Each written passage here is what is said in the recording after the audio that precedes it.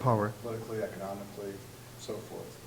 And particularly have been very vocal about trying to undermine or suppress, the struggle for more equality for folks in the LGBT community, funding, ballot initiatives, in-state, out-of-state, all those kinds of things. I'm wondering what your thoughts are or observations about kind of that very reactionary right element within West Michigan, and how what sense do you make of that?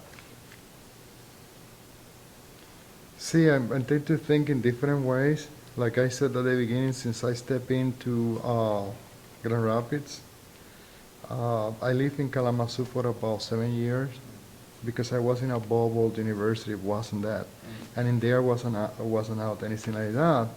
And I sort of came to terms and more open when I got my tenure.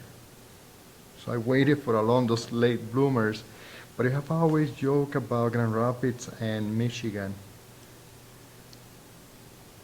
I have always said that this town, the growth is limited. A few families, rich families, opening buildings everywhere. But the growth is kind of artificial because they are not inclusive.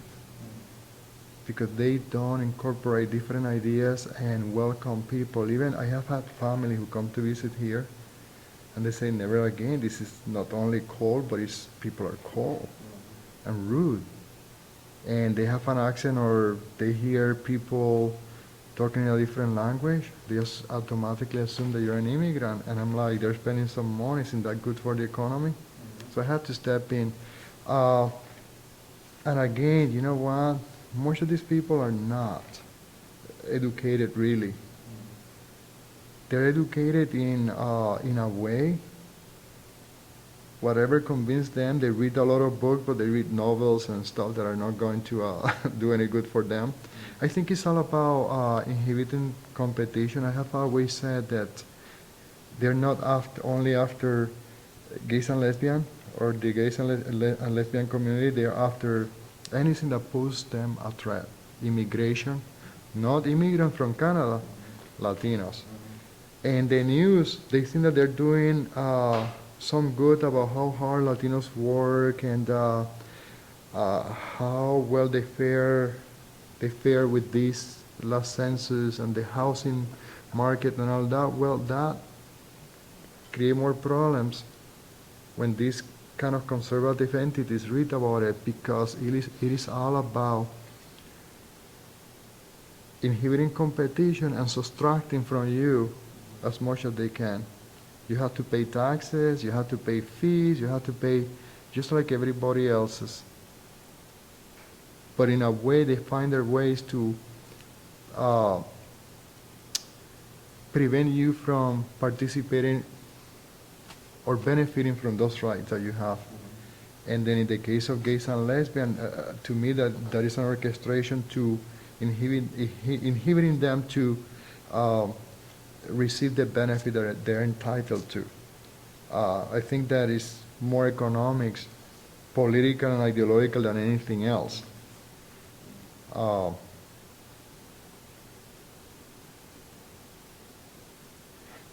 I do not follow these conventional institutions that much for a reason. I was really young when I started realizing how can somebody who is oppressed by this institution and that institution still try to be part.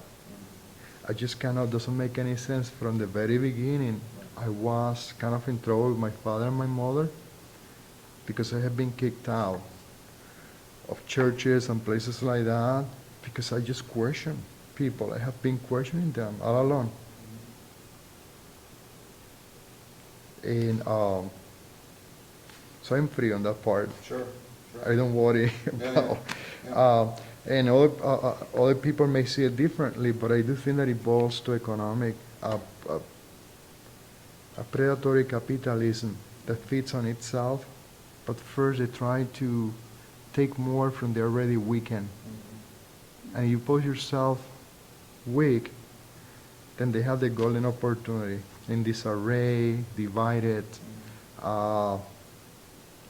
competing with each other, and that is the sad part. That I see that the community is very fragmented, and they're not working together. One thing that comes to mind, I have challenged my friends and I have challenged people throughout my life on this sense. How can you demand full participation in society and full right if you are discriminating against others on the lines of race and social class? I see that every day. And there is a great degree of sexism, gender discrimination among the gay community. I see it every day, and my question is like, that person is not in tune with the things that need to be done. And you have to be an example of that to others. So I tend to see it as the symptoms of capitalism. I'm advocating for my right, but I don't care if you get the same thing as I do. And let's face it, these are a great degree of oppression, but Caucasian or gay males have it much better than gay females. And you start breaking it down by race and ethnicity, you have it much better, and you find a great degree of bigotry among the same community. Sure. Well, going back to something you mentioned, you were talking about Audre Lorde's work around intersectionality. Thinking about young people today, maybe the students that you interact with, or even younger, high school kids, who are, again, since we live in a still pretty homophobic society, struggling with their own identities and so forth. Now, how important is it to not just take the path of talking about inclusion just around one sexual orientation, but to, again, see the intersectionality to kind of say that it's important that while we're coming to terms with our own identities around sexual orientation, but we also need to think about race and class and all these other sort of dynamics. And how important is it for young people who are just struggling with their own identity issues to kind of be thinking about, and how important is it for those of us who are older to not narrowly focus just around just one's sexual orientation as the only issue that we should sort of try to develop solidarity with people on. We speak about it like if it is an unit, like a group of people who are struggling together. No, some ethnic minorities are struggling first along the line of race, economics, residential segregation, educational segregation, before, they become concerned about being fully accepted as gay or lesbian in society. And what I find is that I'm not sure if I'm willing to not forgive, but to excuse that assumption that everybody's working on the same. Because when I have been in groups of gays and lesbians, I feel that I don't fit in. I don't fit in not so much because my ethnicity, because the way I think and what I have read, by default tend to set me apart from the group, because I would like to see a more active, if not radical, agenda in which we challenge institutions in many different ways. Prepare to wake up companies if we have to. Prepare not to frequent places. Like, I don't go to a lot of places in this town that I know that are very bad companies for the gay and lesbian community.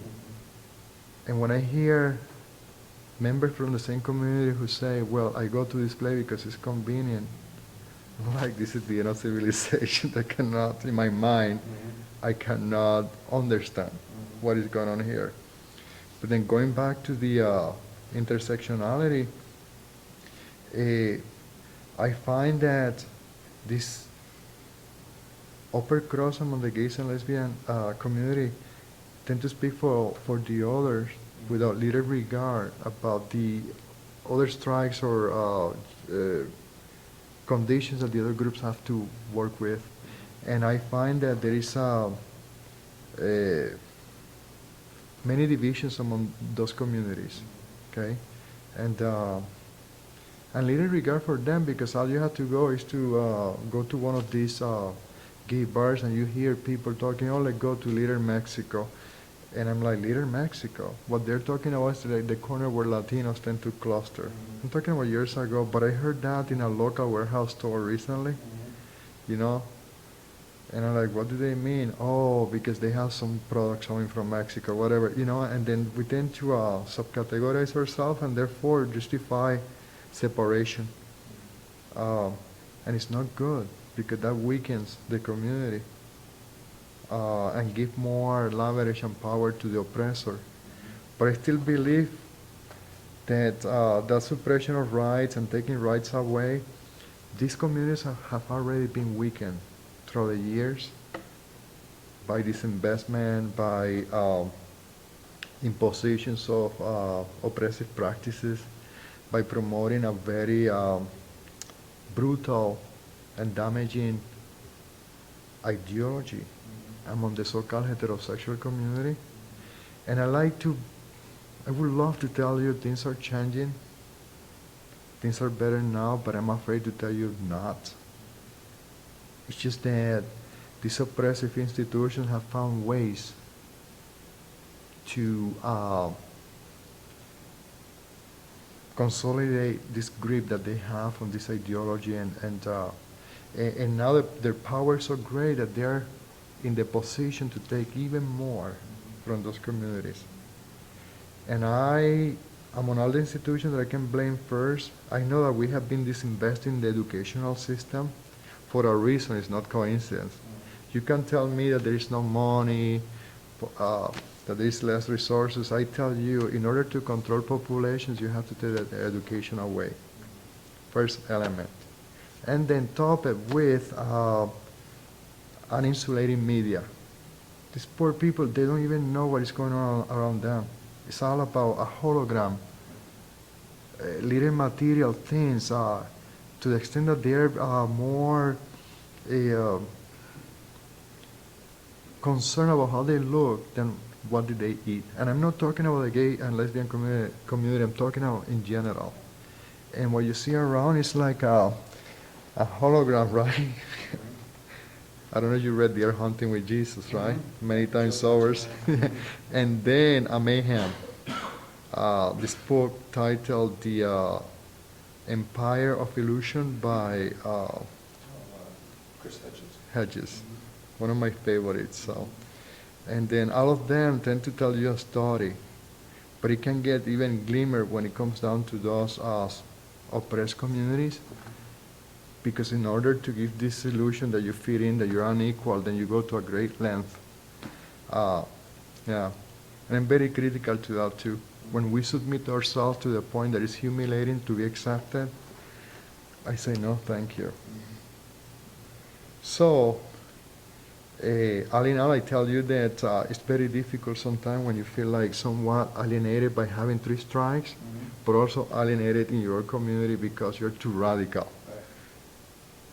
You have to be careful when people read the stuff that you write. Somebody's watching, I'm like, they got you. Because when you stop thinking, you're done. When people stop thinking, democracy is dead. And I'm afraid to tell you that we're getting damn close. Yeah. Well, maybe by way of ending here, I'm just wondering if you know, again, particularly thinking about the future generations, because since this is a People's History Project, we're trying to kind of present ideas and information and voices that usually aren't included in kind of the mainstream, particularly the commercial world. I'm just wondering what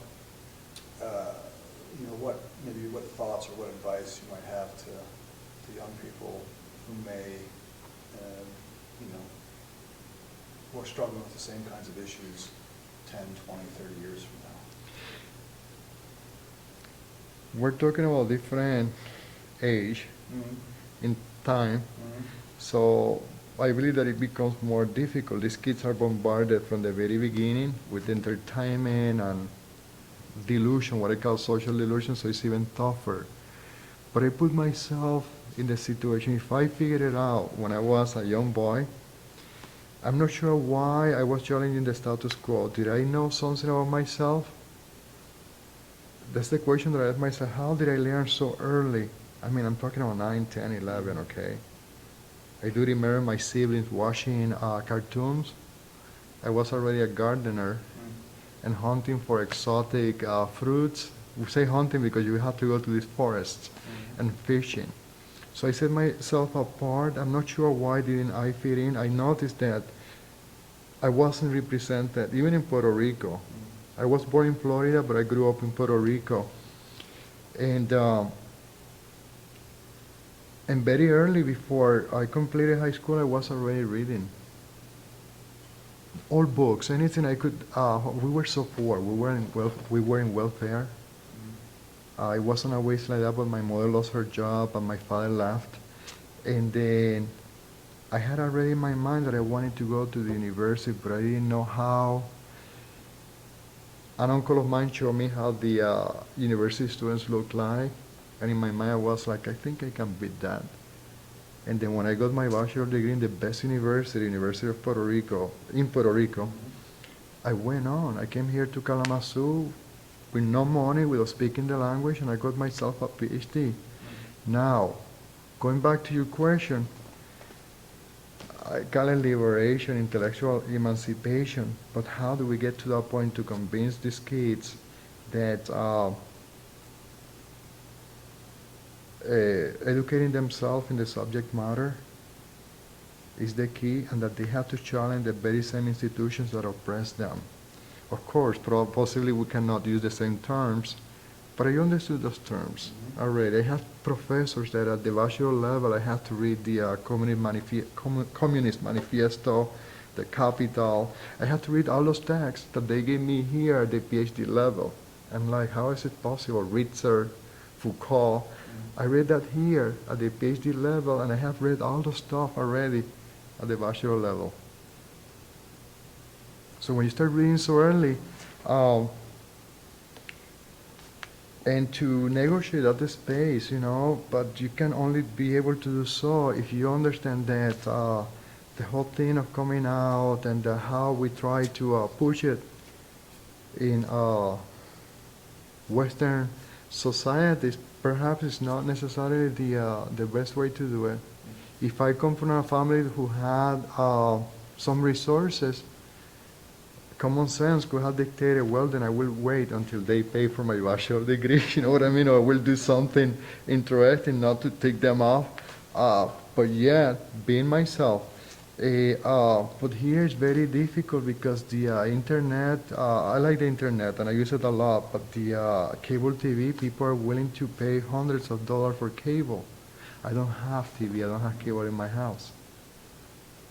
I never did. Couple of years I got myself a local channel just so that people get entertained when they came to visit me. And what I noticed, sometimes we had happen once, more than once, but this case sticks in my mind. We were having this decent earthy dinner with some wine, and somebody had to stop the whole thing right there because Miss Universe was running, and this person wanted to see Miss Universe, so therefore I didn't have the channel. So the party was over because some people had to go and see the Miss Universe contest. I'm like, I'm talking about educated people. So the challenge is formidable, but I do think that it's doable. People like you and the information that you pass around, publish, we need to make sure that they get it earlier.